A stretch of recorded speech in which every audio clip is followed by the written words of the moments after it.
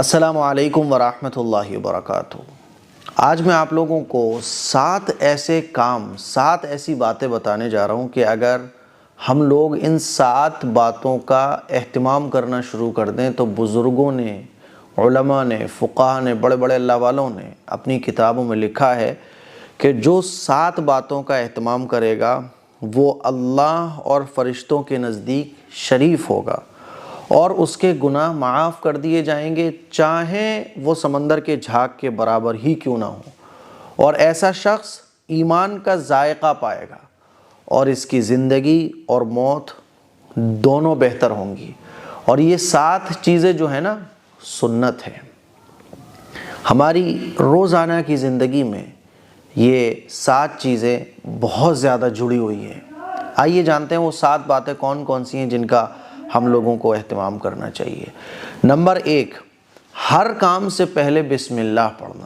کوئی بھی کام آپ شروع کرنے جا رہے ہیں تو بسم اللہ الرحمن الرحیم سے اس کی شروعات کیجیے، اور یہ سنت ہے۔ رسول اللہ صلی اللہ علیہ وسلم نے اس کی تاکید فرمائی کہ جو بھی کام شروع کرو اس کو بسم اللہ پڑھ کر شروع کرو۔ تو پہلا کام، ہر کام سے پہلے بسم اللہ پڑھنا۔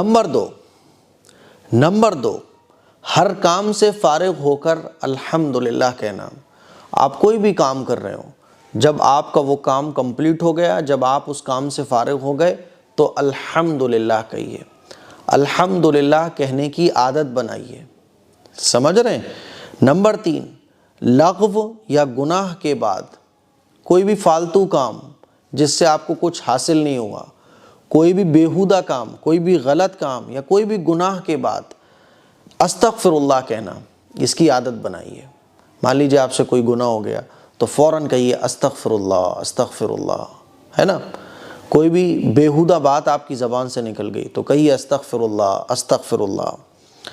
چوتھی بات، مصیبت پر انا للہ و انا الیہ راجعون کہنا۔ کوئی حادثہ پیش آ گیا، کوئی مصیبت آ گئی تو انا للہ و انا الیہ راجعون کہنے کی عادت بنائیے، ہے نا؟ یہ بہت عظیم الشان 7 اعمال ہیں جو میں آپ لوگوں کو بتا رہا ہوں۔ نمبر 5، آئندہ کے لیے اگر کوئی بات آپ کہہ رہے ہیں تو اس کے ساتھ انشاءاللہ لگائیے۔ جیسے آپ کہہ رہے ہیں کہ میں ڈاکٹر بنوں گا بھائی، تو انشاءاللہ لگا دیجئے، میں انشاءاللہ ڈاکٹر بنوں گا۔ میرا ارادہ ہے کہ میں اپنا بہت خوبصورت گھر بناؤں گا انشاءاللہ، اگر اللہ نے چاہا تو آپ اگر فیوچر میں کوئی کام کرنے کے لیے یا آئندہ آپ کا کوئی پروجیکٹ ہے، آئندہ کسی چیز کی اگر آپ خواہش کر رہے ہیں فیوچر میں، ہے نا، مستقبل میں، تو اس کے ساتھ انشاءاللہ کہنے کی عادت ڈالیے۔ مان لیجیے مجھے دہلی جانا ہے تو بولوں گا بھائی 4 دن کے بعد انشاءاللہ میں دہلی جاؤں گا، تب میں آپ سے ملاقات کروں گا، تو انشاءاللہ کہنے کی عادت ڈالیے۔ یہ 5ویں اہم بات ہے جس کو ہمیں عمل میں لانا چاہیے۔ نمبر 6، ناگوار بات اگر پیش آ جائے، کوئی مان لیجیے کوئی خراب بات آپ کے سامنے کسی نے بول دی یا آپ کے سامنے کوئی ناگوار بات پیش آ گئی تو اس پر لا حول ولا قوت الا باللہ کہنے کی عادت ڈالیے۔ لا حول ولا قوت الا باللہ۔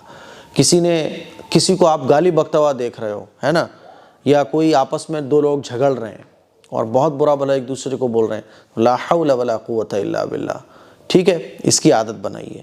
نمبر 7، ہر وقت کلمہ توحید کا ورد رکھنا۔ جتنا بھی آپ کا ایکسٹرا ٹائم جا رہا ہے، مان لیجیے آپ دکان پر بیٹھے ہوئے ہیں، واک کر رہے ہیں یا جم کر رہے ہیں، تو خالی وقت میں کلمہ توحید کا ورد رکھنا۔ لا الہ الا اللہ، لا الہ الا اللہ محمد الرسول اللہ، لا الہ الا اللہ محمد الرسول اللہ۔ تو یہ 7 باتیں ایسی ہیں کہ اگر ہم اور آپ ان کو کریں گے نا تو 7 سنتوں پر عمل ہوگا، اور سنتوں پر عمل کرنے کا جو فائدہ ہے نا وہ انگنت ہے، اس کو بیان نہیں کیا جا سکتا۔ بزرگوں نے بیان کیا ہے کہ ان 7 باتوں پر عمل کرنے کا فائدہ یہ ہے کہ فرشتوں کے نزدیک ایسا شخص شریف کہلائے گا، اس کے گناہ معاف کر دیے جائیں گے چاہے سمندر کے جھاگ کے برابر کیوں نہ ہو، اور یہ شخص ایمان کا ذائقہ چکھے گا، ایمان کا ذائقہ اس کو نصیب ہوگا اور اس کی زندگی اور موت بہتر ہوگی۔ خود بھی ان 7 باتوں پر عمل کیجئے اور اپنے بچوں کو بھی ان 7 باتوں پر عمل کرائیے۔ السلام علیکم ورحمۃ اللہ وبرکاتہ۔